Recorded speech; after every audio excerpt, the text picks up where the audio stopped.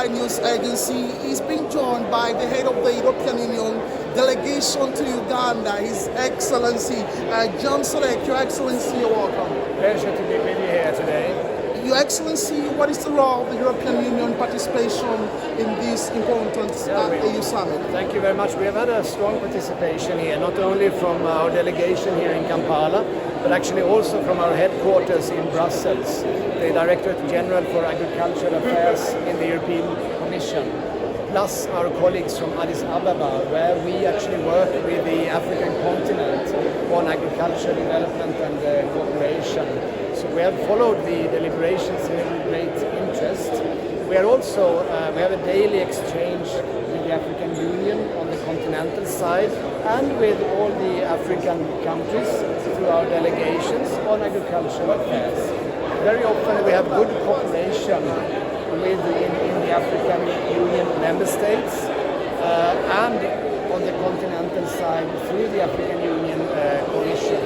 So we have been here to follow the latest discussions, and we see lots of alignment between European policies and African policies.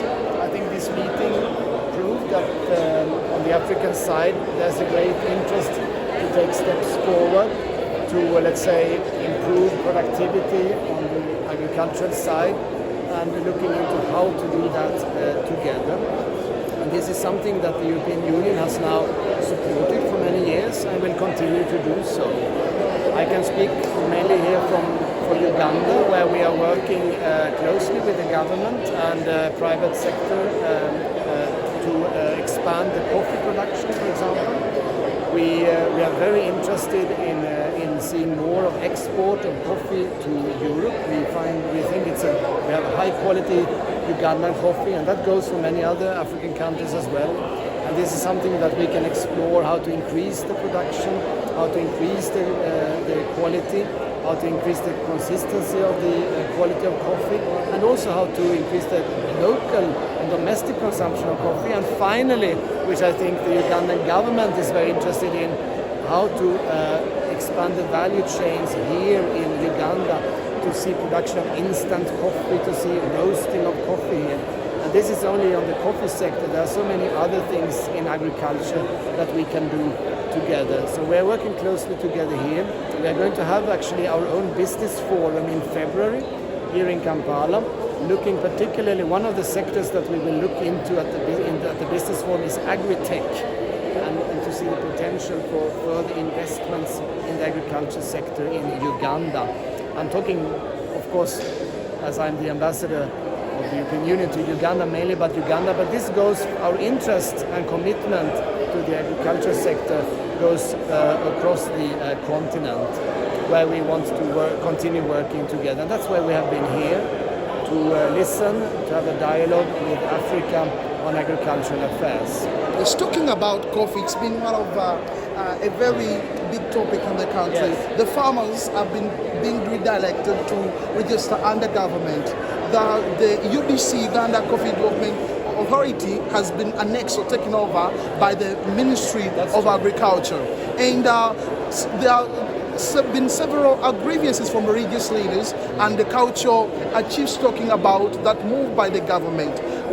Does the takeover of the Coffee Development Authority to Ministry of Agriculture benefit the farmers, or it does not benefit them? Well, to be honest, I'm probably not the right person to ask. We have, from the European Union side, had several programs working with Uganda to try to increase the production here, to increase the quality of the coffee, to increase the domestic consumption of coffee, to market coffee, to do the what we call appellation contrôlée, being able to market coffee out of its geographic origin, so to speak, about the Rwenzori coffee, Mount Elgon coffee. This is quite important. We have done most of these things together with UCDA. We have had a very good cooperation with them. We now look forward to a discussion with the government about how to continue this. I'm sure we can find ways forward. So it's clearly a very domestic matter how the government wants to promote the coffee sector. I cannot tell what is the best. I have followed this closely, and we look forward to see how we can make sure that a lot of the Ugandan coffee still can reach Europe as a very important export destination, because Europe traditionally buys about 2/3 of the Ugandan coffee. So it's really, coffee is a product that links Uganda and Europe in a very important way. There has also been a very great desire by African companies and individuals to export more agriculture products, fruits and vegetables, but it seems that the doors are not yet fully open for them in the European Union. What could be the standard, or what can they do to penetrate the market? The European market is very lucrative, I would say, for Ugandan agriculture produce.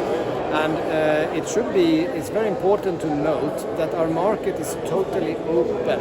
There are no trade barriers, no tariffs, there are no taxes on Ugandan products going to the European Union. We have a trade facility called Everything But Arms. So as long as you don't try to export arms to us, there are no tariffs. There are, however, of course, phytosanitary and other standards that have to be fulfilled. But if that is done, like with the coffee normally, it can be exported without any sort of any tariffs, which is very important. So I think the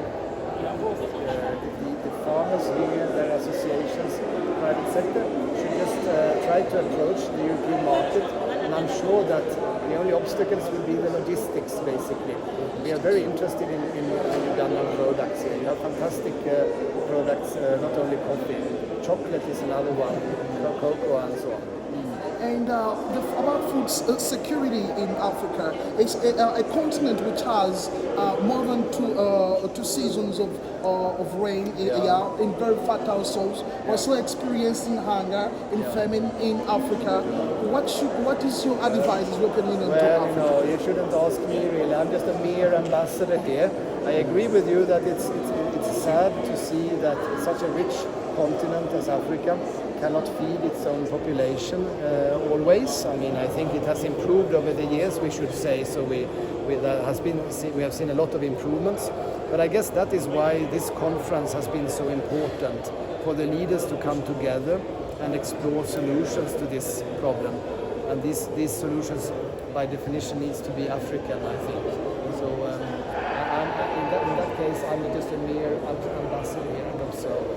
Okay. And finally, we've just had COP29 in Azerbaijan, where our news agency covered and had a few interactions, especially with European leaders in the pavilion. But there's been a concern that the climate crisis is paralyzing the efficiency of food production and security of lives of people. And with the new administration in America that doesn't believe in global warming and scientific reports about a climate crisis, as European countries, is there a remedy that you would be willing, or steps taken further in respect of COP29?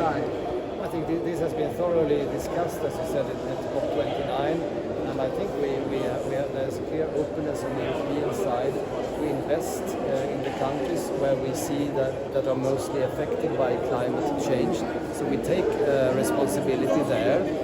As you say, I mean, there is a discussion about in general, and there's a little bit of a shift on the global discussion, and that can only be tackled by more dialogue, I think. So we need to sit down and talk about these things even more thoroughly. But on the European side, there's clearly an openness, to see how we can work together to make sure that in the countries affected, that we can contribute to mitigation and other measures. Is there anything you can tell to Ugandans? Please continue producing your fantastic agricultural produce. I'm always saying that the Ugandan pineapple is the best in the world. So that's a positive message. And if you could export your pineapple the way it is here to Europe, I'm sure you could double the European pineapple market. The challenge is probably in the logistics of that, because it's a fresh produce and you need to find ways of quickly bringing it out into the market. But but that's something that I would want to see more Ugandan pineapple for the world. It's been a pleasure talking to you, Your Excellency.